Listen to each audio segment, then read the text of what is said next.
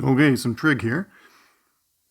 Cotangent, cotangent, cotangent. Got to remember that is cos over sine. Cos over sine. So we got to limit x goes to pi minus of cos x over sine x. And then I would plug in the pi minus. So I got cos pi minus and sine pi minus. So I'm going to need the graph of cosine and the graph of sine near x equals pi. So what does cosine look like? It does something like starts at 1 up here, goes through this guy, and then at pi over 2, it hits 0, and then at pi, it goes through -1. So it does something like this, like that. This is cos x. Now sine x is different. It goes through this green point and this green point and this green point. So we can fill that in. What does it do? It goes, hits a peak up here, goes down like that, continues. Anyhow, so this is sine x here.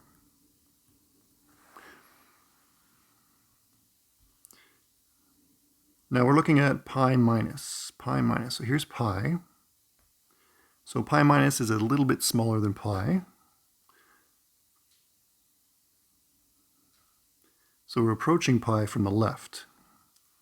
Okay, so we're on sine at least, we're going down like this.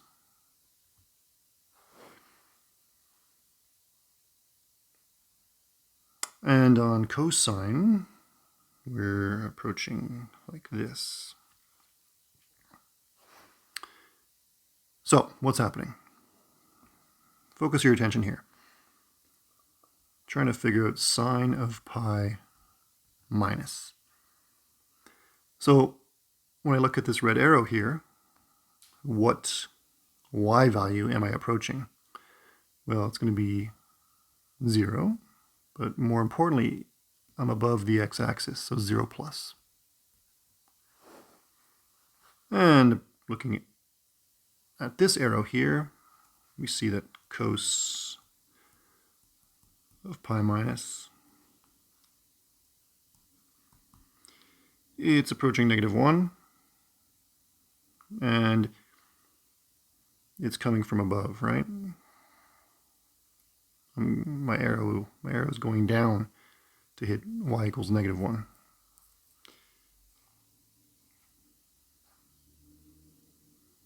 Like so. Okay, so again, looking at my arrows to determine the numbers here. Okay, I look at this arrow. My sine function is approaching 0, and it's approaching there through positive numbers up here.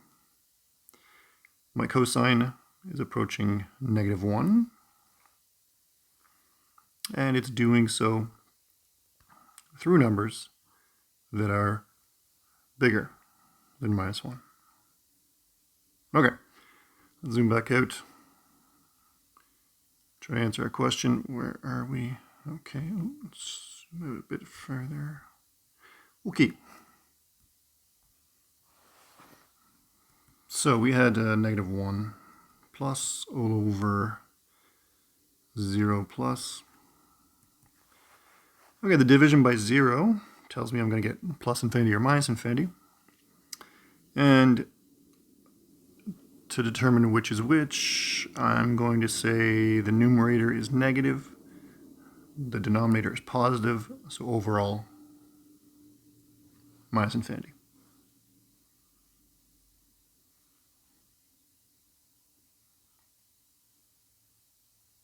Okay, next.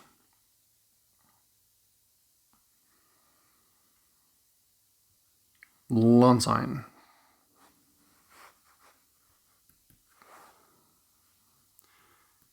So I would just go ln of sine of 0 plus. Oh, sine does something. It has a hump here and it comes back down. Now we're going 0 plus, so a bit bigger than 0, heading towards 0. So my arrow I'm drawing is like this. So when I follow this arrow, my y values are going towards 0, and they're going there through positive y values. Okay, so I get ln of 0 plus. Now I have to know the graph of ln. So what does that look like? Well, I got this one memorized, and you should too. It goes like this. Arrows on both sides. It's a function that's shooting down to minus infinity. This intercept is a 1. But when I'm doing 0 plus, I'm thinking about x equals 0 plus. So I'm following this red arrow. I'm following this red arrow down. And the closer I get to 0, the further down it goes. So we get minus infinity. Again.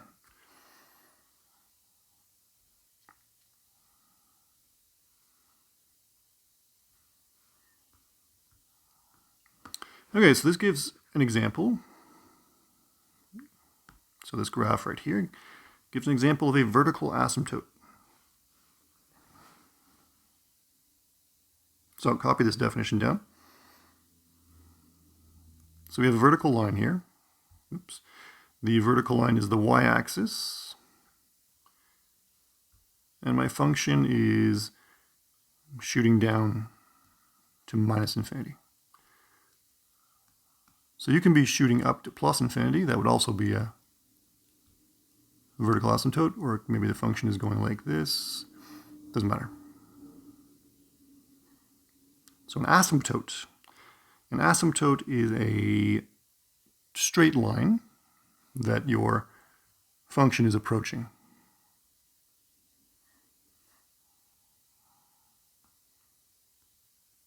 So do another example down here.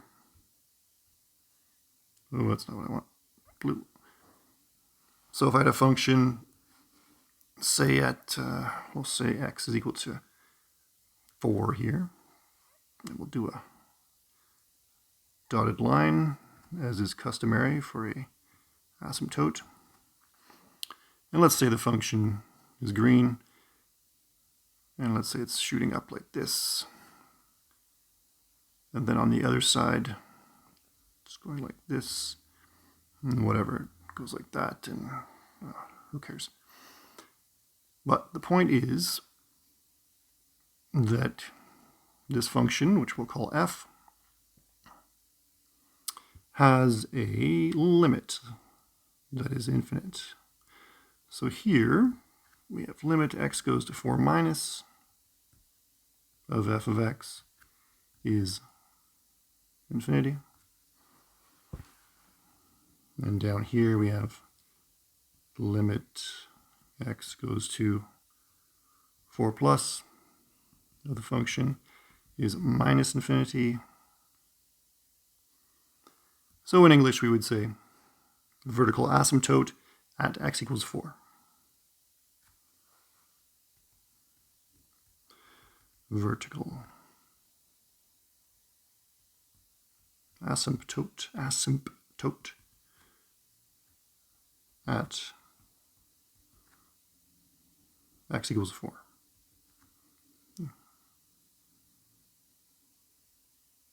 You could also say the vertical asymptote is x equals 4. The vertical asymptote is this vertical line. So it doesn't really matter.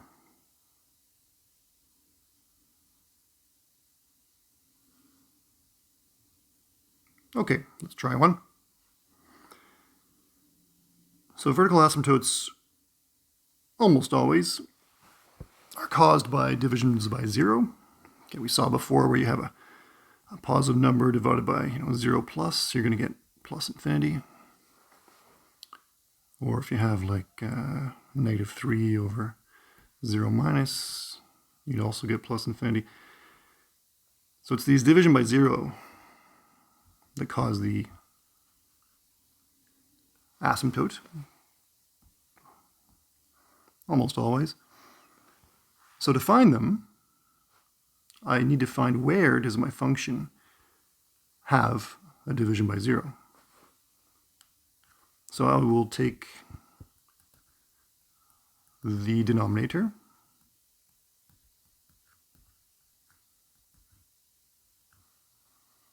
and set it equal to 0 and try to find when we get 0 here. So factoring, I get x minus 3, x plus 2 equals 0. So x is equal to 3 from the first bracket, x equals minus 2 from the second bracket. So 3 and minus 2 are my vertical asymptotes for this function.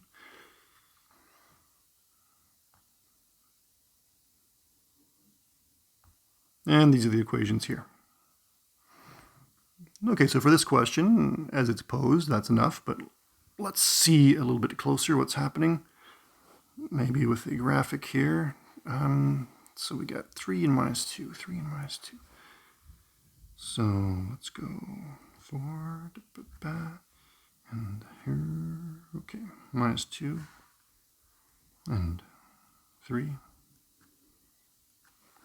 So we got these vertical asymptotes.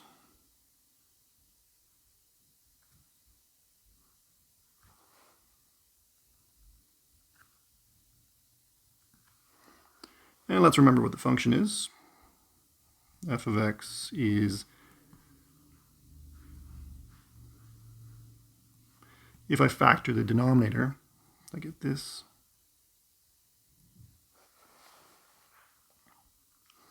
So I know that 3 and negative 2 will be vertical asymptotes, but which way is my function going? Is it going to go like this, or is it going to go like this? Well, I can figure this out quickly just by plugging in, say, something a bit bigger than 3. Okay, plug it in here. You would get 0 plus for the first bracket, and you just get 5 for the second bracket, which is going to give me 0 plus. So I get plus infinity here. So what did I do here? I took something a little bit bigger than 3, plugged it into my function. I got a plus infinity. So it tells me my function is going to go like this. It's going to go up to infinity there. And you can continue this game to get at least part of the picture. Later on, we'll be doing a full graph sketching section, but for now we can see what these asymptotes look like. So I can continue here. I can do like 3 minus. If I do 3 minus, I think I'm going to get 5 again here, but then I'll get 0 minus there, so it'll be minus infinity. Oh boy. So I think it's going to go like this. And if I go negative 2 plus, what's going to happen? I'm going to get negative,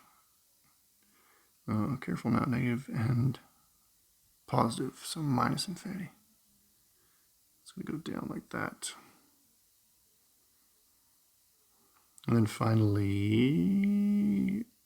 if I go negative to minus, so something over here, what's going to happen there?